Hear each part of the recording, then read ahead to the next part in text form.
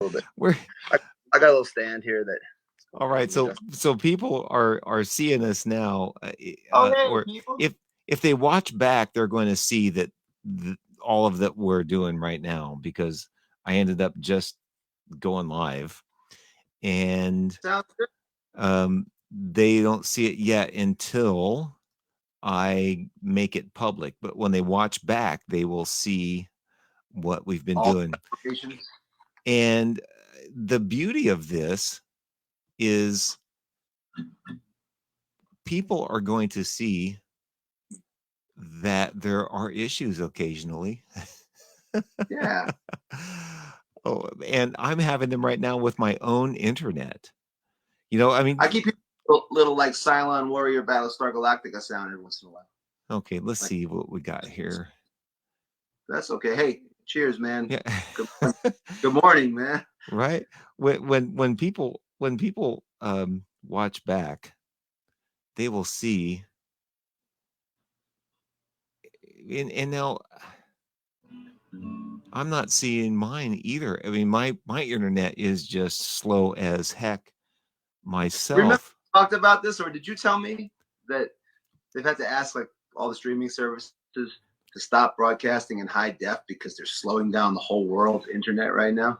Well, yeah, I've had conversations with guys about that, because everybody is sitting on their computer and everybody is doing all of this at once. And why am I not? This is, wait. Oh, it is. There it is. Okay.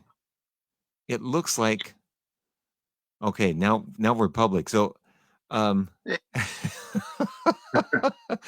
all right. So hey everybody. I know that some of you are tuning in or have tuned in. We're a little slow, a little behind, because Jim's tablet decided to take a crap. not necessarily like that, but it just failed to work And I on. can't spare a square for the tablet in these kinds of times. Right. So what we are doing is we're improvising, and what you're now seeing is Jim is FaceTiming me, and you should be able to see him on my computer desktop. So and hopefully everybody will be able to hear him. And let's see if anybody's even watching it. Well, it doesn't matter. I'm going to do a couple of things, because I actually have gotten a little better at this. Oh, cool. All right, so that is working. And now I'm going to try one more thing, Jim. Okay. I'm going to do this and that and that. Okay, well, that's a little better, but I'm going to move us around, um, and make you. There we go. And then I can put your name underneath you. Okay, so we are live. I am seeing it on my, it actually looks pretty good.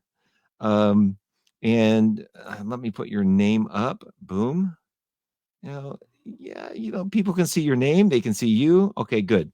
Um it has been 2 weeks. You were my first live show that I did, and Thanks. thank you for coming back. Uh, Oh man, so thank you. how have things been going out there these last couple of weeks for you? The same as for you. Just I kind of don't go anywhere. I don't want to.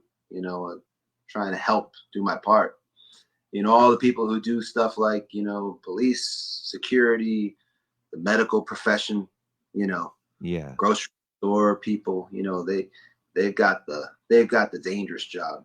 They got to be out there. So I don't want to add to the danger by going out. So I just been living off what's in my freezer, and occasionally I get a window on Amazon Fresh where I can actually get some kind of perishables delivered. I just had one Thursday because it wasn't. I don't know if you've ever tried to use that or something similar, Mm-hmm.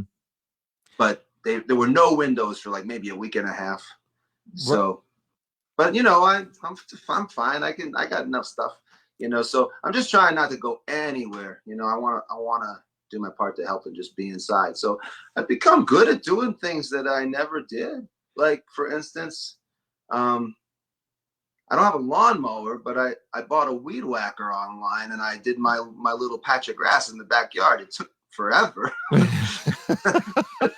It's nice. It's an excuse to be outside and breathe the fresh air and pretend that none of this is happening, you know. And I did a little light plumbing, you know. I tried to install something, and I just caused my toilet tank to leak, and then I fixed it and just left it the way it was to begin with. And then I was tuning my Fender Rhodes, which I've never done, but nobody ever has, because I bought this thing online years ago, and you know, it was shipped across the country. But you know, there's tines, and you got to slide these little springs around. I don't know if you're familiar with the mechanics inside of a Fender Rhodes. Yeah. So you know, so just when I would play, you know, it wouldn't be pleasing. You know, it would be kind of sour. But now it seems good to me. I'm very happy with, you know, and I have all the time in the world to obsess about all these pictures and details, and lift the hood up again and move it around and put it back down, and you know, and so you know, I've become more self-sufficient, I suppose. I'm sure you have too.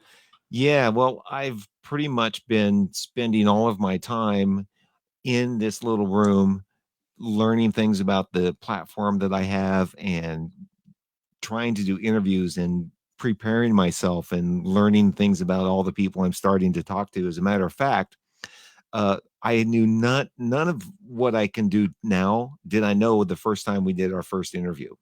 Sure. So it's kind of nice what I've learned, and you can't see that I'm doing this, but when we were talking the first time, you were telling me about the people that you were working with in Las Vegas. And what I was able to do is I pulled a few pictures off of your Facebook, and I was able to load them in this program, and I can show them. And first, I want to show this. Do I have? No, wait, come on. Why didn't I see that? Where'd it go? Well, I do have a picture of you with my buddy Tom Politzer. And oh, cool. So I put, I saw Power when I was at the NAMM show. Did you go to NAMM this year? I did not. Well, I walked out of the convention center when the day was done and they were throwing everybody out, and Tower was playing. And you know, all those guys, Doc, Tom, Rocco, David Garibaldi, actually most of Tower, together or separately, have all sat in with the Mon Bronson band at one time or another, the group I play with out here. But there was like a couple 100,000 people. You know, there was like no way to say hi. You know, like I texted Lon, I'm like, hey, I'm watching Tower, man. And he's like, oh, say hi to Doc. You know, I'm like, well, I don't think that's gonna happen. I mean, they're true. They are true legends. Yeah, absolutely. I know you do sound with them sometimes. Well, right? I did. I went out for a short time and did monitors for a short trip, but it isn't necessarily a lifestyle that is comfortable for me, especially having a 14-year-old at home. And as much as I would like to have it be a gig that I could do all the time like those guys, I'm better being at home with my daughter. You know, she's in high school, and she is going through the teenager kind of stuff, and I get to participate in her life with her. So anyway, is she doing the whole like go to school online thing? Yes, that started this last week, and she has meetings, and they're not using Zoom; they're using Google Classroom, and they're kind of learning as they go how they're going to use it, and we'll see how it all works. Yeah. Anyway. I'm trying to do more things. So excuse me. Excuse me. We got all the time in the world. I got nowhere to be. Do you? No, I don't. I don't either. I lost my camera, my remote camera, so now I can't show me. I can only show you. Which is cool. Now, while we're talking though, so my buddy Tom was on this last week, and when I saw this picture of you and him on Facebook, I thought it would be fun to show. Now, you also mentioned Mon Bronson, and I believe I pulled a picture, and there it is. The Mon Bronson All-Star Band. So I got that photo up. That's what you do in Vegas. That's another gig you do. Yeah, Right? for the last 10 years or so. Then they've been here for about over 30 years. Wow. Wow. And I wasn't here for those glory days, but I guess they used to play the Riviera. And when they played the Riv, I guess they would start at like 1 or 2 in the morning. I mean, this is like, even before all this just happened, what we're going through now, you know, we don't really have things like that anymore, even in the best times, you know, really late night, cool hang, things like that. So, you know, that and know that they really started out as a kind of a Tower Power, almost like satellite band, because you know they started out with a small book of mostly Tower tunes, but I wasn't here to see how it happened. But through the years, all the guys in Tower have become really dear friends of the band, and it's always a pleasure when they stop and sit in. Or we even did a live album with Doc once from the Green Valley Ranch, maybe about, I'm just gonna say 8 years ago, something like that.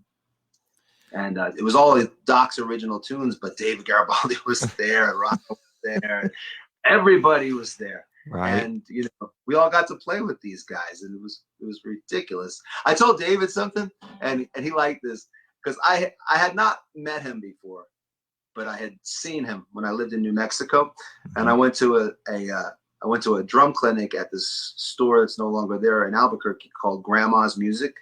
I don't know if you remember seeing their catalog. You could order online from them. Grandma's Music and Sound. It was a really like a Guitar Center size space, but it was an independent place. Right. And so David Garibaldi was doing this drum clinic, and some young kid said, you know, the typical question, you know, what advice would you have for a kid wanting to start out in this business? And his answer was, if there's anything else that you can do, and you're not the kind of person who can deal with inconsistency, if you need to know how you're going to pay your bills next, ever, then do something else. What? And I thought that was a great answer, because I had become quite comfortable not knowing, you know, how I was going to do anything. And I was like, well, I'm cut out for this, you know. Right. When I heard him say that, I was in my young 30s, you know. I was like, or maybe I was still in my late 20s, actually. And I was like, yeah, this is what I do. I never know what's coming. I never know how I'm going to get it done, but it gets done. And I love it more than anything in the world, and I would never do anything else. So I thought that was a great piece of it. I had to tell him that, and he smiled. Yeah, that's a great story. And it's interesting that a lot of professional guys that have been doing it forever, when kids come up and ask them, you know, for advice, they go, well, don't become a musician if you want to make money, and you know, things like that. It's really funny. Yeah, the kid was probably looking for some kind of like play with a metronome, practice your inverted paradiddles and stuff, but he had nothing like that. And because you started out as a drummer, yeah, I still am, and you still play, your appreciation of him and how he plays. I mean, you can't be a drummer and not think that David Garibaldi is cool. He's the coolest. He's the coolest. Right. And even more than just him. I mean, him and Rocco are like one organism, you know. They kind of like flex together like this, you know, and it's so beautiful. I mean, if the time kind of flexes in a way that it should when you're a musician, they do it together, you know. Right. You know, they did it together, you know. Rocco lives here. I used to see him a lot. I haven't seen him in a minute. I used to actually sub on bass a lot in Lon's band, and there's a lot of Tower tunes. I used to just pray that Rocco wouldn't walk in to see this guitar guy playing bass. Although honestly, I don't feel like, when I play bass, I feel like a bass player. I mean, I've worked on all the things I've worked on a lot, and always work on them a lot. And I just try to not suck on all the things I do.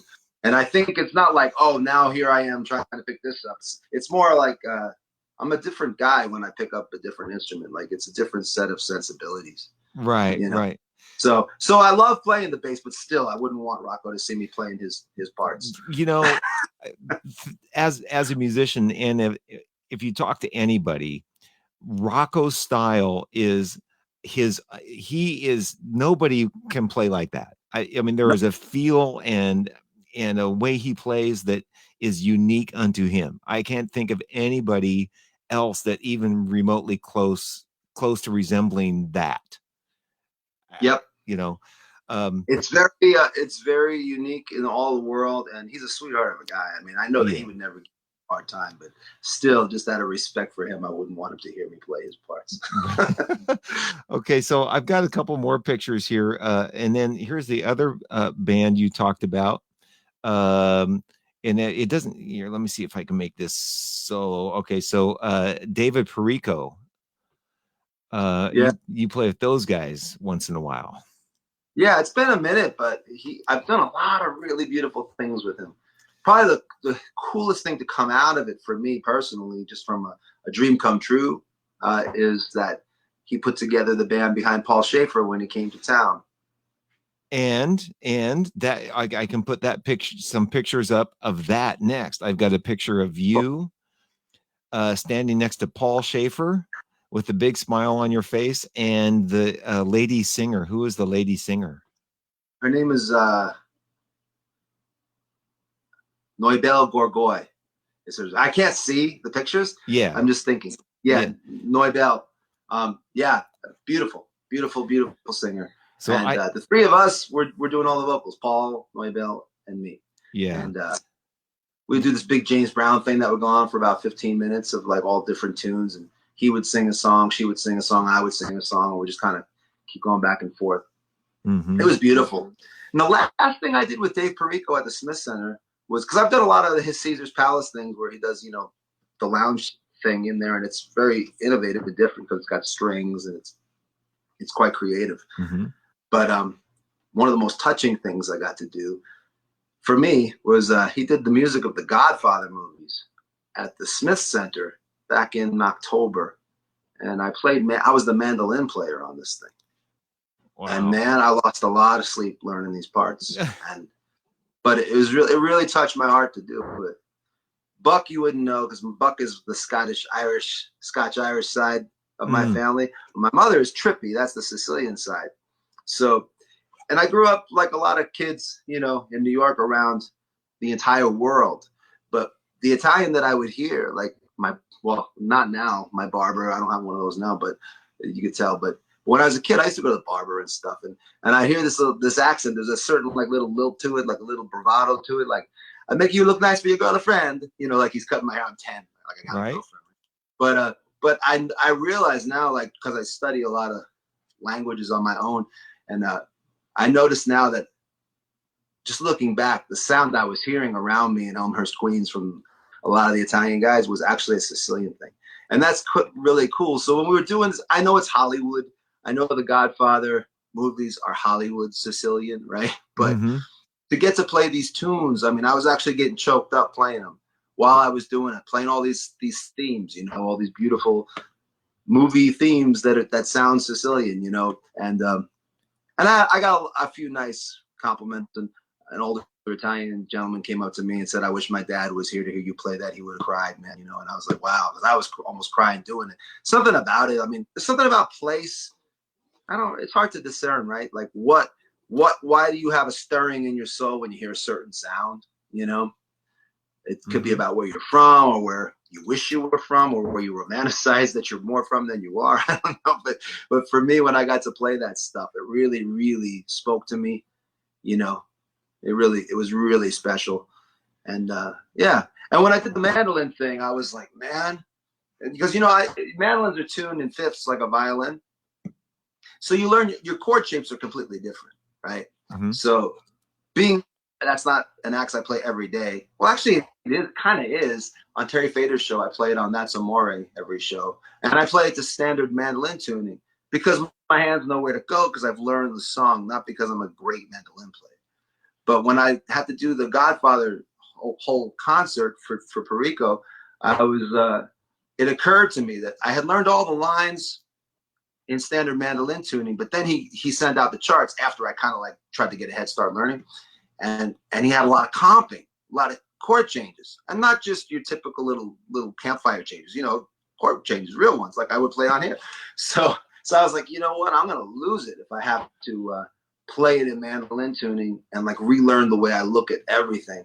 So I have two mandolins, and I took one of them and I restrung it with different gauge strings. It's a Tommy Tedesco trick, the guy from the Wrecking Crew. He would tune all of his secondary string instruments for the studio like guitar, like the top 4 strings of the guitar, whether it was an oud or mandolin or whatever, banjo. So I did that with one mandolin, and the other one I had tuned like a mandolin for when I was more comfortable doing that. You mentioned an instrument, an oud. Can you explain to anybody watching what an oud is? An oud is, I've never owned one, but it is a fretless instrument. It's the predecessor of the lute. So it's a fretless stringed instrument. Right. And the first time I ever became aware of it, I was living in New Mexico. And there was a really amazing flamenco guitarist by the name of Carlos Lomas. And he used to play a lot of, you know, like a lot of little gigs around town. And his lady friend Joya would do flamenco dancing with him while he would do either nylon string flamenco guitar, or sometimes for like the really traditional, more the older stuff, I guess, he would play the oud. It's a beautiful instrument. You know, and like, you know, the whole, I'm always fascinated by where certain sounds come from. So like, you know, a sound like this, like this kind of, right? You know, with the flat 2 and the major 3rd, right? That's, if you hear that out of context, you'd say, what is that? Some people would think it sounds Spanish. Some people would think it sounds Greek. Some people would think it sounds Middle Eastern. Some people would think it sounds Sicilian. From like, I'm not talking about like Italian, like songs you hear in a restaurant. I'm talking about the most ancient examples of Sicilian music, because where Sicily sat, you know, those, it was like a hub for the world. Right. So I just find that very interesting when you think about why certain sounds got from one place to another. And I also find it interesting that maybe it got from one place to another, but in some ways it's just in us anyway. And there's no way to go back in time to know, except if you take the pentatonic scale. You mind if I go on this little tangent for a second? No, please do. So a pentatonic scale, 5 notes, right? Right? That is such a universal sound. If you organize those sounds in a certain way, it sounds like the blues. Right? Right. If you play it in another way, it could sound like different sorts of music from different parts of Asia. You know, if you organize it in a different way, it could sound like music of this continent, Native American tribal music. It could sound like African music of West Africa, or etc. It could sound Celtic. It could sound like it's from Ireland, you know. And you think about that and you wonder, did people give this to each other? I know we have at some point, but you think, or is it just in us? Because they found a Neanderthal flute. I think it was in, you know this story? They found this Neanderthal flute that was missing like a hole or 2, but using the math, they figured out where the other holes probably were, and they realized that it was a pentatonic flute. I think it was in a cave in like Siberia or somewhere. I might be, please don't quote me on that, but look up this, like the first Neanderthal flute that was discovered, you know, many years ago. And so basically, you know, if that's true, that means that, you know, pre-human beings, you know, Neanderthal, well, I guess we coexisted for a second there too, but they were playing the blues. You know, they're walking around in a mountain somewhere and they're playing the blues. So it just leads me to this interesting thing. My wife Rhonda is native, and she's Lakota. That's her tribe. And when we first met, I remember I was playing at a fair in Albuquerque, and they had what they called like Native American village or something set up. And so they were doing all these, I was playing with a local artist, but I walked around when they were doing some like Native American tribal music. And the guy who was singing sounded like Robert Johnson. I'm not joking, but he wasn't singing blues. He wasn't singing Delta blues. He was singing music of his tribe. And I called Rhonda on the phone and I was like, man, I'm listening to this guy. And like this, the pitch of it, the timbre of his voice, the way he's singing, it just sounds like the blues. I mean, I know that he's reflecting his own culture, but at the same time, I'm hearing this like really universal thing. But beyond that, it sounded like the blues. Now, of course, now we're in the, which was the 20th century, in the 1990s, right? Right. But I'm hearing this and I'm thinking, man, you know, here we are, and like this, he could have, obviously, he has heard music that has come out before his lifetime and during his lifetime, and it's not like he's never heard music of other places. But at the same time, I'm thinking, man, you know, I'm trying to come up with all these sort of like musicological explanations, you know, of how come these two different cultures have developed like music that sounds so the same. And I'm trying to think back historically for all kinds of explanations. I'm on the cell phone talking to my wife back in Santa Fe, saying I'm like blown away by this, right?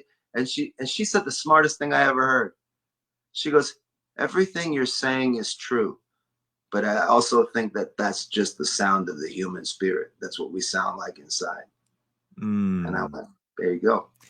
Do you have something that you've learned to play that can emulate the tribal music that you were hearing? I couldn't give you an example. Yeah. No. But years ago, I did some. I guess I've always been fascinated by this. Mm-hmm. When I was in college, I was asked by a former high school classmate who had become a director for a Broadway theater called the Roundabout Theater on 45th and Broadway. I had been asked a few times to compose music for some of their smaller productions that they would do outside of the Roundabout. Mm-hmm. So this one was a pretty heavy production. He did this play called The Kentucky Cycle. I was like 24 years old, right? So I'm writing for this Broadway theater, but for their off-Broadway productions. Last time I was in the Village, I think I passed the theater where we did it. I can't remember, but when I was walking through the Village, the West Village, I walked by this place called the Cherry Lane Theater, and I went, I bet that was where we did it. But see, I haven't lived in the city in 25 years. So, but I was just walking around at like 7:30 in the morning. I came in from Jersey. I was at my buddy's house. In December. I got off the PATH train and I was just walking around in the rain in the Village, and it's like my happiest place. I mean, that's like one of my favorite places on earth to be. Anyway, so yeah, when I put this thing together, the story basically was this, and on Broadway it failed because it was 2 days long, the production. So they condensed it to like 3 hours. Okay. When I did, right? Where they were the first people to get the rights to this performance after it had failed on Broadway after a month. Because I guess it was like 2 8-hour sessions. We have to go watch this story.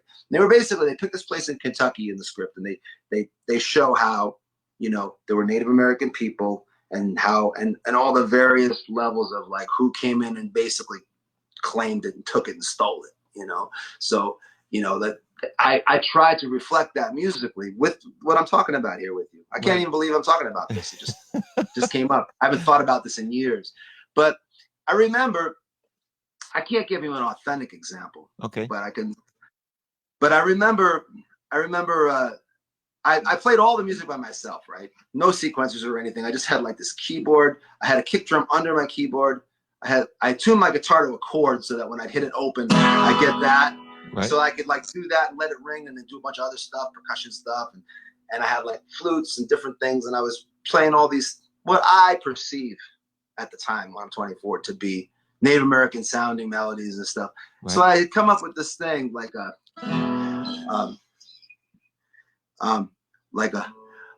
I started out like in the dark. I remember I was chanting like, oh, and that was sort of my little like what I thought at the time in my uneducated state to be like a Native American type sounding chant. And later on, I was playing it like the blues, you know, right? And then by the end, I was like all like square dancing, you know, like.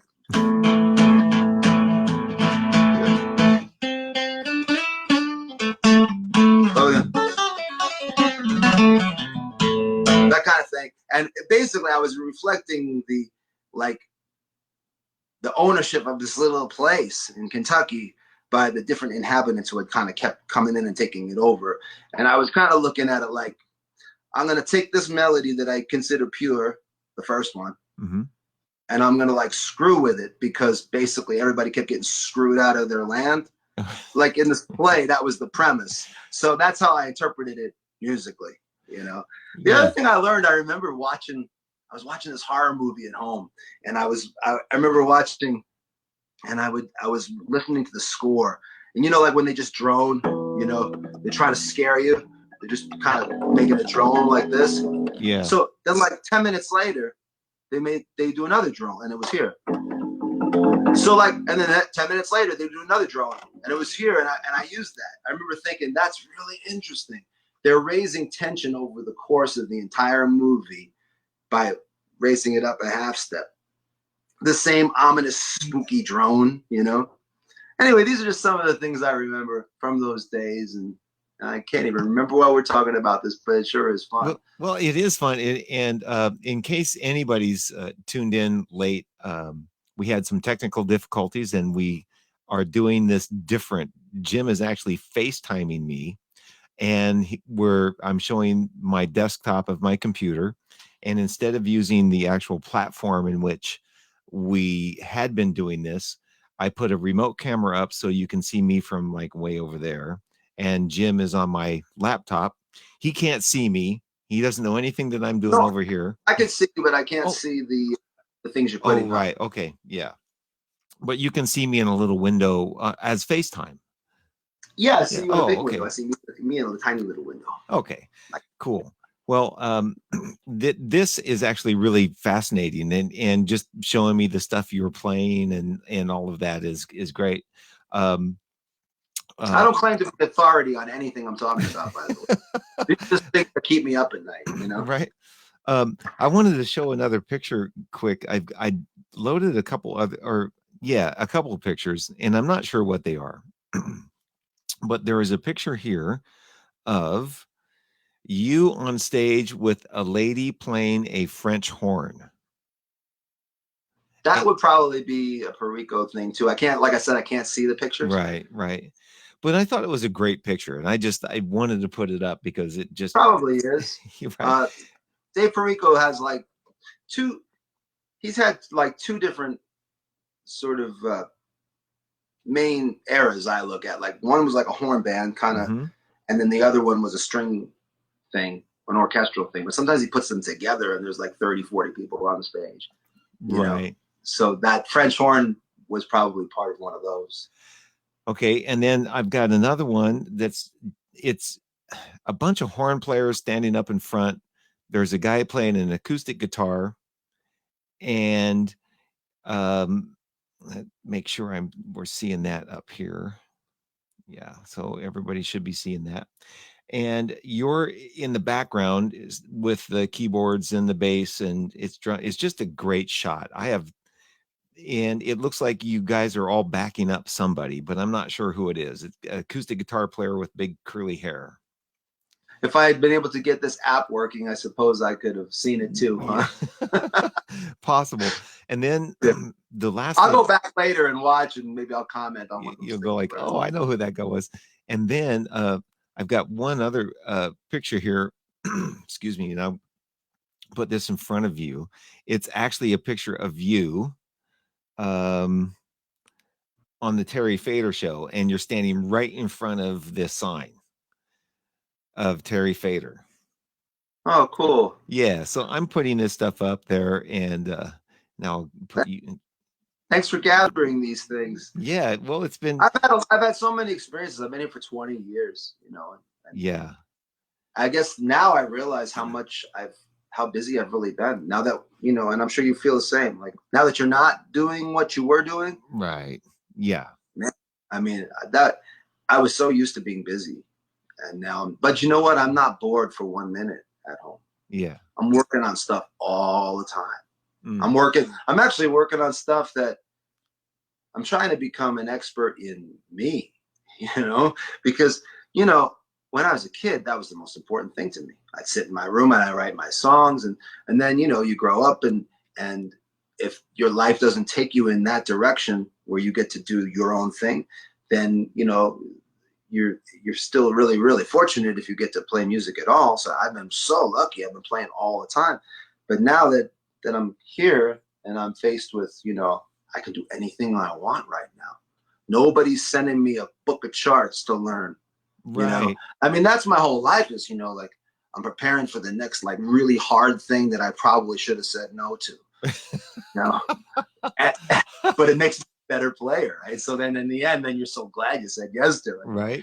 I always do that to myself, you Well, know, you and know, because I want to make a living, but also because I really, really want to challenge myself. I don't want to ever, you know, be stagnant. I never want to stop growing. I don't want to be like comfortable. I hate comfortable, you know. So it's like when I was a kid, I grew up in New York City. I'm so glad I did because the vibe there is like go, go, go, right? right. And it's the vibe is also the most beautiful people in the entire world. My favorite place in the world, you know, and I've been missing it for 25 years, but my life brought me to all these other beautiful places. But the thing about New York is like they don't bullshit with you. Like if you're not playing well, they're gonna tell you, and they don't care if you're 16. You know, it's like, man, you're not swinging at all. Or hey, man, I have never heard a song take off and start rushing as much as I just heard you do that, because I'm like nervous as hell, you know. And but the thing is it's like that's better than being around people who where everything's wonderful and you're wonderful. But I don't need wonderful. I don't need compliments. I need to get the truth so I know where I am, you know. And you know, I've become better at doing that myself. So anyway, growing up like that, you know, has given me the kind of work ethic that I carry with me everywhere. And the kind of, I always record myself. I always critique everything. Like I do these Facebook Live things and I do them mostly for my mom so that she can see. And she'll be so proud of me all the time. And she'll be like, Yeah. you know, oh, did you watch that? And I'm like, yeah, I watched it for my mistakes. You know, Right. I don't, and she'll keep watching it and celebrating it, which is great because that's I do it for her, you know. But for me, I just do it. I watch it, I see where I suck, and I move on, you know. Because how are you ever going to get better? Right. Well, for example, I've been watching back my interviews I do with people, and I drive myself crazy. When I'm watching myself, I'm thinking, what a dork. And I'm all I can think of is people are watching me and man, I'm doing goofy things with my hands and you know, I've started to change how I interview people based on what I'm watching myself do. Because my feeling is at first it was just me and you talking, and that's sort of how I started this thing. But as people have started to tune in, and I'm starting to get people that maybe don't know me, and there's new people watching, I gotta kind of clean up my act a little bit, you know, try. I don't know if you can see I've got this really cool background now, you know. I was going to comment on that, and I actually have a different background too. Right. So, Well, I'm sitting in a different place. I'm oh, not sitting in front of the wall where my laptop is. Basically, 5 minutes before I called you, I'm like, I gotta find something so that I can hide all this crap in back of me. right. Well, I watched it. Now, you started doing a thing called the coffee house. What are you calling your I little just called it that 15 minutes before I went on. I thought Jim Buck's Coffee House. That's good because it, look, I'm sitting here. right, I got Jimi Hendrix today, you know, but I always have coffee next to me. So right, right.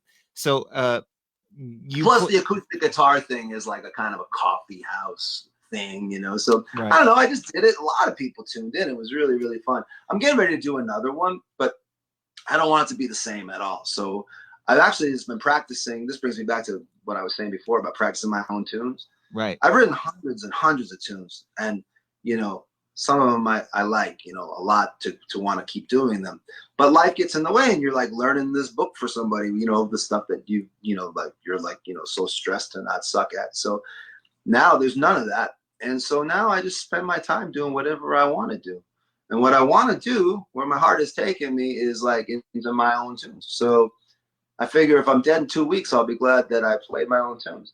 I right. don't think I'm going to be dead in 2 weeks, but I really mean that though. Yeah, A time like this is very, very poignant, isn't it? You know, it makes you like reevaluate a lot of things, you know, and you don't want regrets. And I say that as if there's an afterlife where I would have a regret, you know, and who knows, Right. you know, but Right.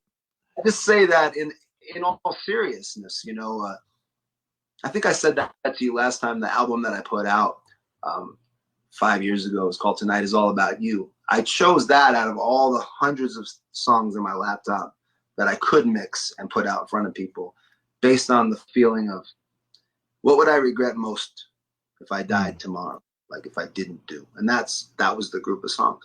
So yeah, I'm actually like I've been, last night I was in here for like 8-10 hours just playing the keyboard and singing my tunes and tuning this thing, and and I got the time to do it now. And I was just kind of feeling like, you know, this is the time to do this because this is what I'm supposed to be doing. And to be an expert in yourself is just as difficult as to be an expert on the Allman Brothers or Stevie Ray Vaughan or anything else that has moved me, you know, through my lifetime. I've decided that's a worthy thing to try to study to the best of my ability. You know, to study myself is, you know, that's an undertaking. It's an undertaking. You don't want to half-ass that either, you know, because you could say, oh, you know, people who say, oh, I was given this gift. Oh, yeah, cool. You were given this gift, but like, you got to work on it. At least I do. Nothing comes easily to me at all. I mean, I know I have certain talents that are there that I feel I might be predisposed to doing well at, but to actually fine tune those gifts into something that's presentable to other people, man, that's like a lifetime. Yeah, well, I've a couple of questions for you, and I brought this up before we went live, while we were trying to sort through and navigate through all of the technical difficulties, which, you know, we're not the only people having technical difficulties. Everybody, even I joined a Facebook group on this application that I'm using, Switcher Studio, and everybody in this group are having the same issues that I'm having. And everybody's trying to, especially all of us musicians, are trying to figure out how to work together and do Zoom or do this or all kinds of other platforms. So we're all learning. But I threw this out there about trying to do one of your tunes and take one of your tunes. And since there are seasoned professionals that already do recordings remotely, and then they send their files and to the other person, like if you recorded one of your guitar tracks and send it to a bass player, then he'd add his part, and then send it to a keyboard player and he'd add his part. And that's sort of how some of us do that. But I actually I started doing this tech talk show where somebody was asking questions like, how do we do that? And there are people that don't really understand how all of that works. So I put this out and asked you if there was a song that you would want to record a track to and play it here so people could hear it. And then we could maybe develop it over a period of weeks, and every week or we could come back on and play it and go, okay, oh, here's the bass part. And then you could play along with the bass part and people could hear how we do that. Would that Let's do it. Yeah. Let's do it, because you know what? Even if it's something I've already done, there's nothing that says that one version of the song is a definitive version of a song. You know, let's totally do it. And I would say to you, you tell me like what mood you're in, and I'll send you something along those lines. I wouldn't even try to tell you what I think we should record. You know, you tell me what mood you're in. You're in an R&B mood, or a more Allman Brothers-y mood, or whatever mood, a jazz mood. You know, we can make it happen. Well, you know, and for those listening who don't understand how this works, you know, the first thing that you'd send out would be a click, you know, right? You know, so that we can all work to the same click, right? Or at least a tempo, because we can get our own click, you know, in our own DAW. What does that stand for? Digital audio workstation. Digital audio workstation. Yeah. Like I use Logic, I use GarageBand. Some people use Pro Tools, but it's all compatible, you know. So, you know, if I send you a WAV file, which is the highest quality file that I can bounce my track down to, throw it in a Dropbox. It's got the tempo. You know what the tempo is going to be. You can take it, pop it into your DAW, and you can continue, and you can send me your wave file or send the next person. Yeah, it's fun, man. Well, actually, one of the questions that a guy texted in was, um, how do you come up with a click track that everybody, how do you do that, navigate that to all of the different people? And my comment was, well, you need to put up a scratch track with a click so everybody starts at the same place. So then when you get those files to you, you can line them all up and they start at the same place. Exactly. Right. And so you would have to start, how we would do this project is just what we're doing now. We would talk about, okay, well, let's do this kind of tune, and you could play it and go, all right, let's do that. And then you would go and make a scratch track of that and send me the file. Then I would send it, I would add something to it, send it to a bass player.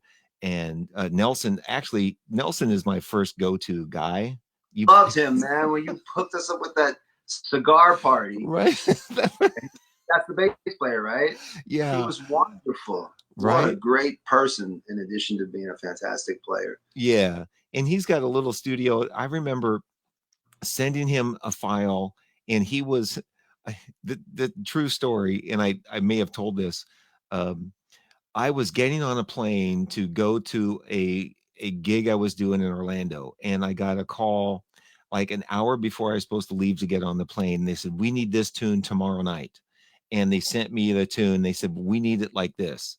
So while I was getting ready to go get on the plane, I had a keyboard player do a scratch track. And then I called Nelson, and he was on a bus in Canada on tour with Michael Bolton. So, right. So I sent it to him. Big for a long time, right? Yeah. Yeah. But I sent it to him, and I sent it around to a bunch of people. And by the time I landed landed in Orlando, I had all the files, and I pulled out my laptop and mixed it in Pro Tools and had it ready for the next night. But, usually we don't have that kind of time crunch, so you can get creative with it and try things. As a matter of fact, the gig that you put us on together, and it was the first time I ever met Nelson, he was actually telling me that he had been recording his upright on his laptop in his hotel room that afternoon. So it sounds like he does a lot of mobile recording. Right. Yeah. Yeah. And then you just you put it in a WAV file and send it off. So you can actually do that kind of recording almost anywhere these days if you have an interface.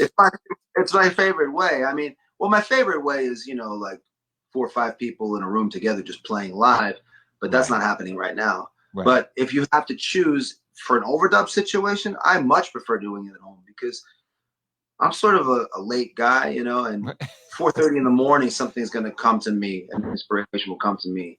I can do that with my headphones. I can simulate a Marshall stack through my computer, and I'm a very analog guy, but yet I can see benefits to that.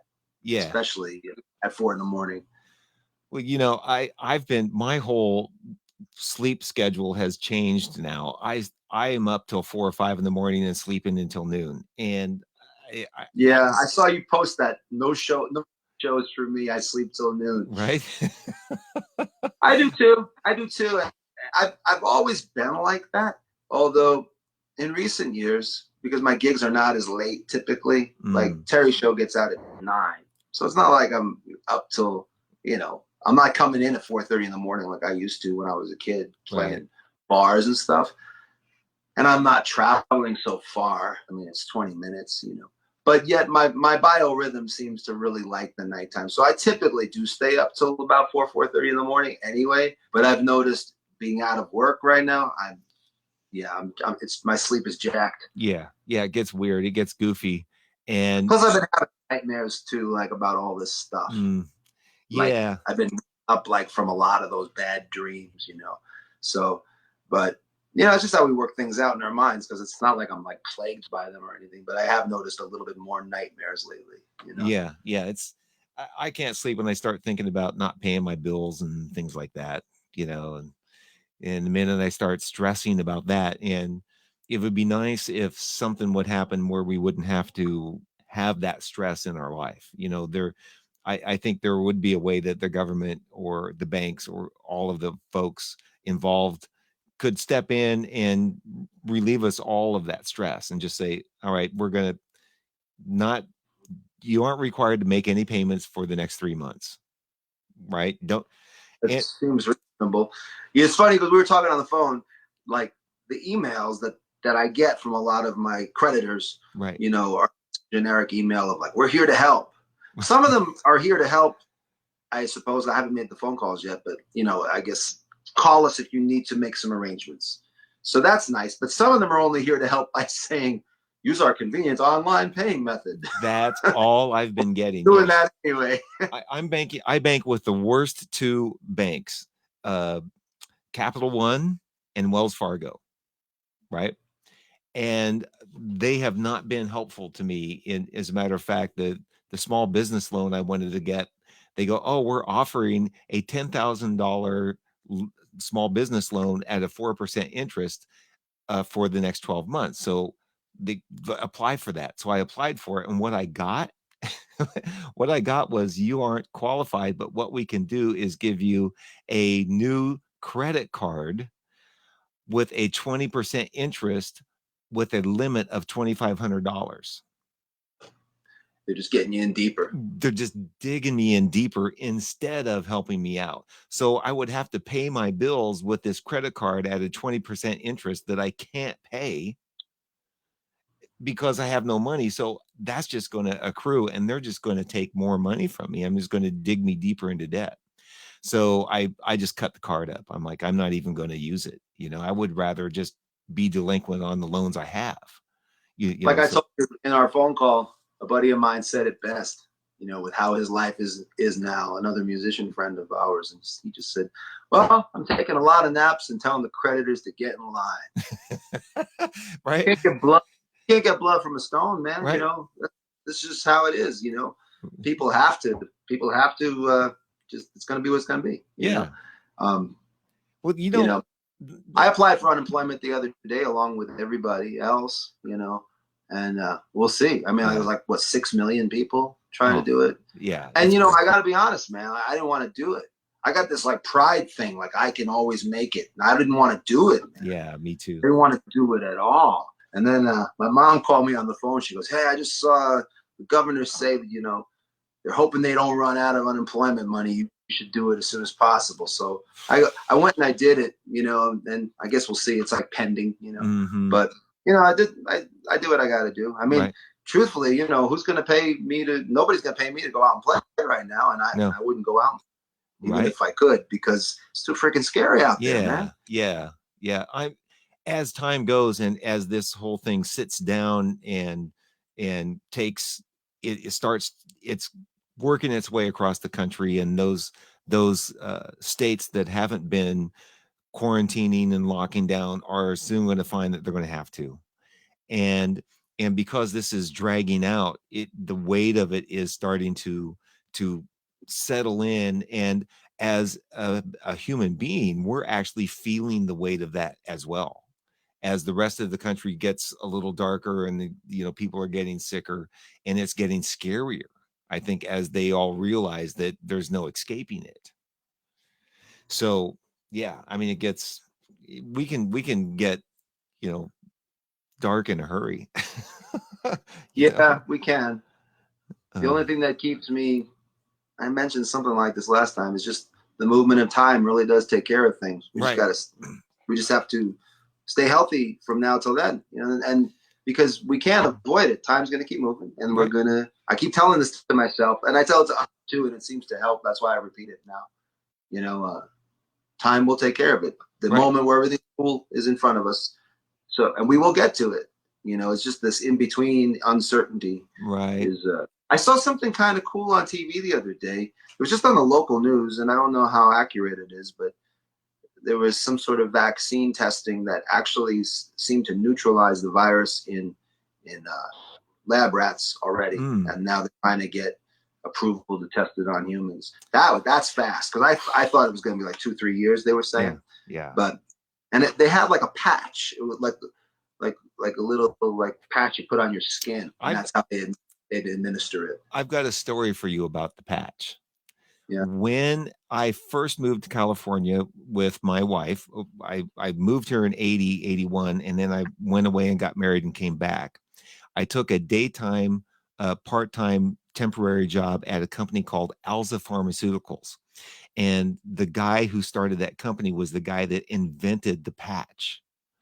And it's called Transderm. It's a delivery system for drugs.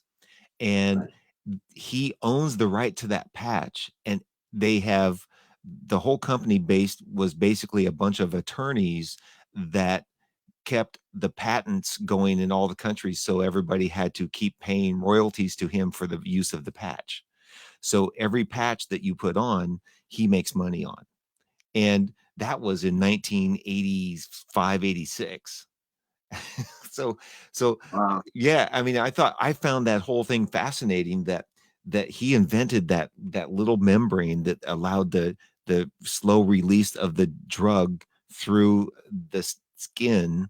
And so every time somebody mentions the patch, I go like, wow, man, I worked at the company of the guy who invented that patch in Palo Alto, California.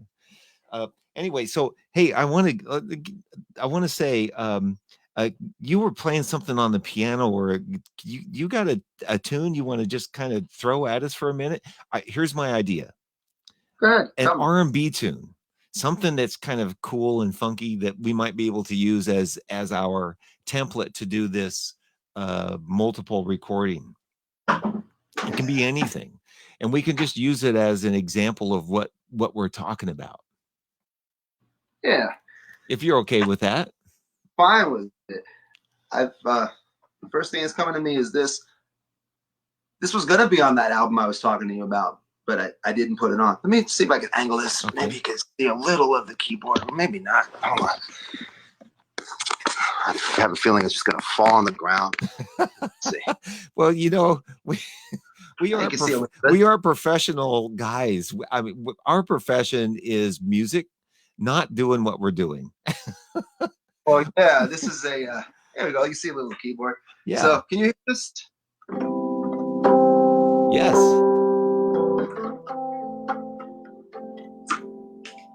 Can you hear that? Yep.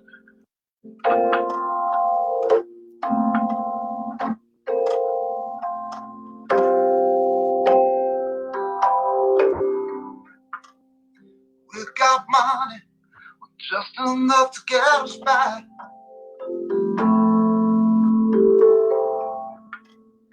We got love, enough to last us all our lives.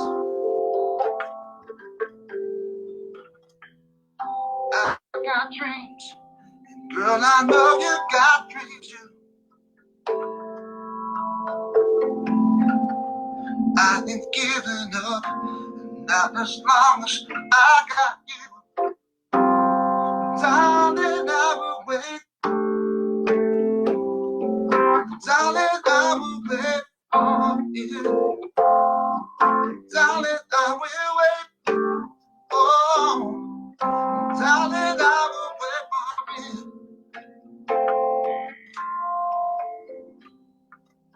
After all, girl, you know there was a time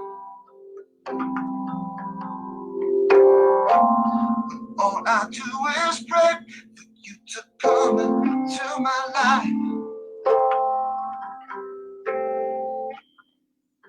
I have faith, you know sometimes I give up too. I told myself to wait, I told myself to wait for you. Darling, I will wait. Darling, I will wait for you. Darling, I will wait. Darling, I will wait for you. Time will pass us by. I might struggle till I die. With you by my side, I'm gonna have the strength to wait for it. Hold on. It's what I heard my angel say.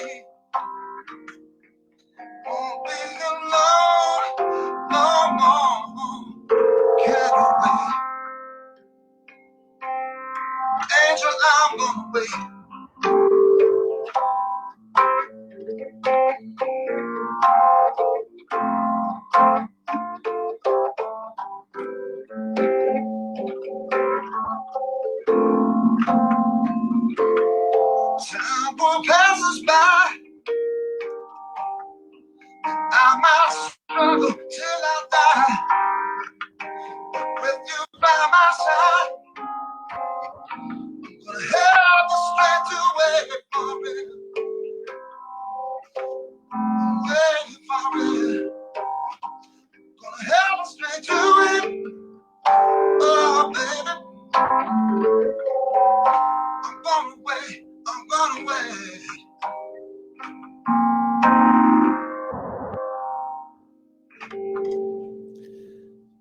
Wow, that's great.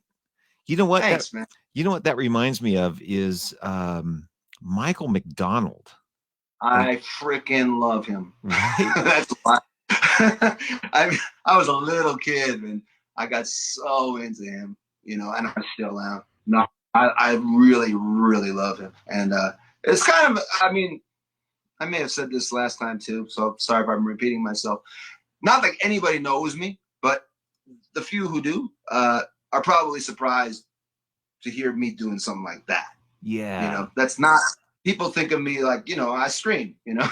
Right. I'm into the blues and I'm into shouting, you know, I'm into emoting very strongly. This is very strong emotion too, but it's just a different thing. It's just another part of me, you know. I got a million tunes like this that I do.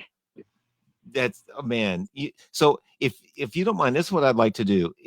If we could use that tune as Let's do it, man. as a template. So this is what we're going to do. So anybody's listening or wants to watch back, Jim's going to take that tune and make a template and play it, and then he's going to. I'll send you a keyboard part and a click. Okay, perfect. And then I already got. So Jim's going to send me a keyboard part and a click, and then I'm going to take it and do some stuff with it and send it back to him. I guess you want a vocal? Yeah, you should put a scratch vocal on it, and then we'll go back and edit just so everybody knows where the part is.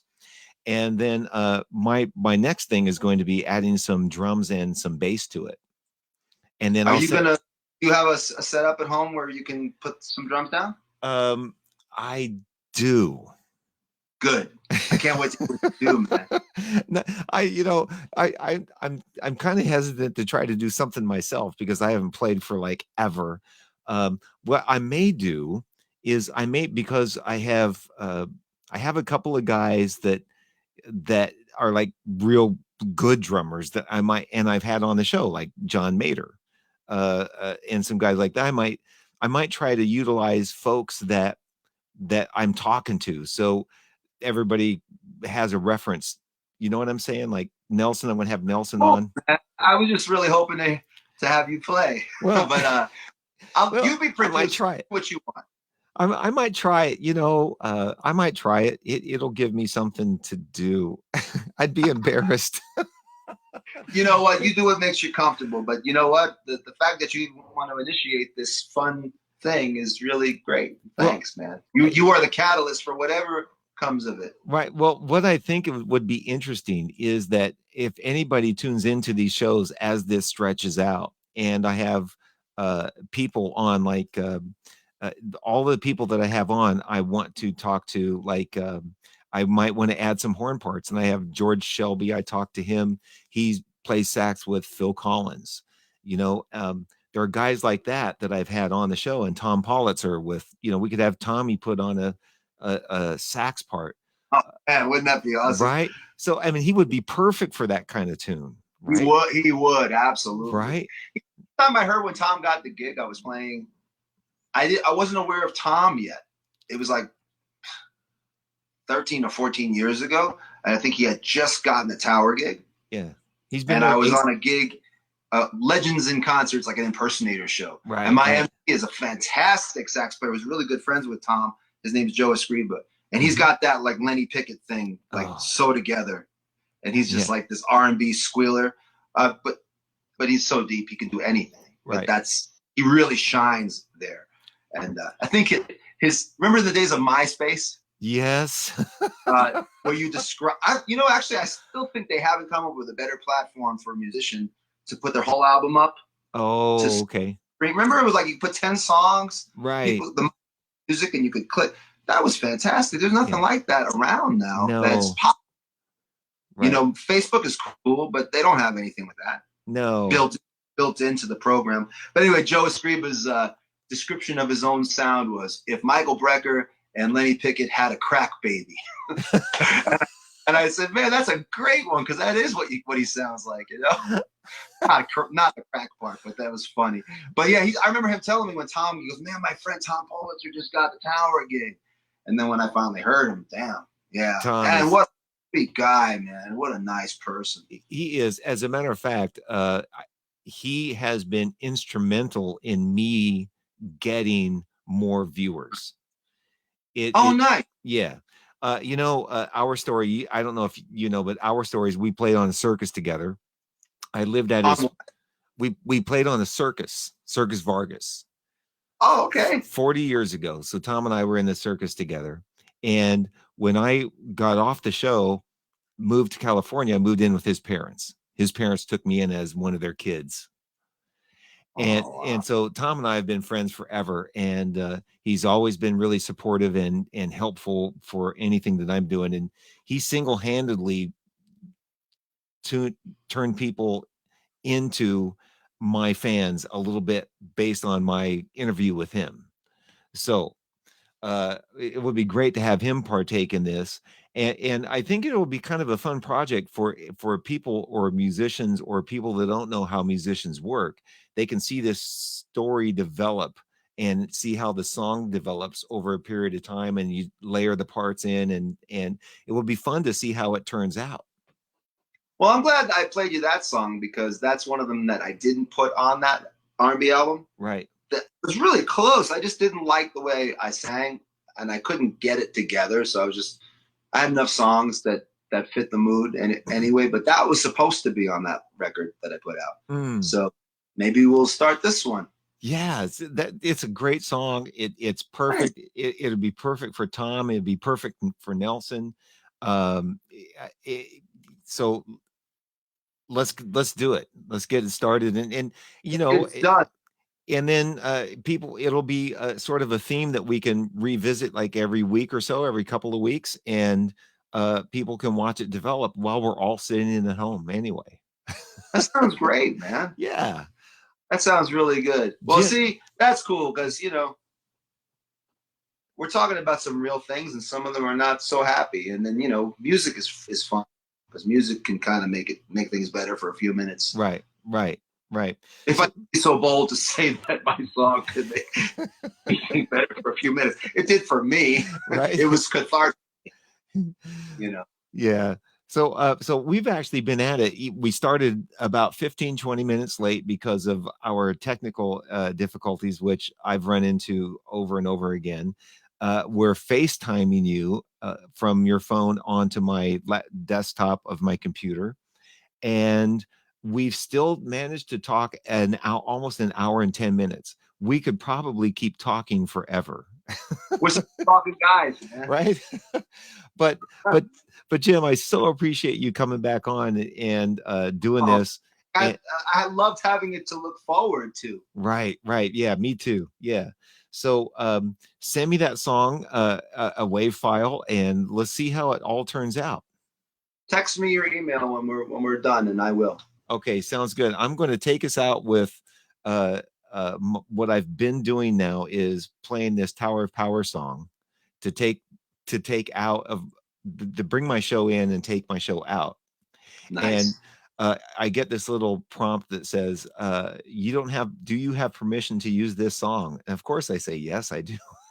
Yeah, you know them. Well, I would hope they wouldn't mind that I play the song. So anyway, thank you, Jim, again. And I know we'll be back soon to share our project we're going to be doing. I can't wait. Thank you so much. All right. Thanks, Jim. Here we go. Okay. I'm getting up the song. Here it goes.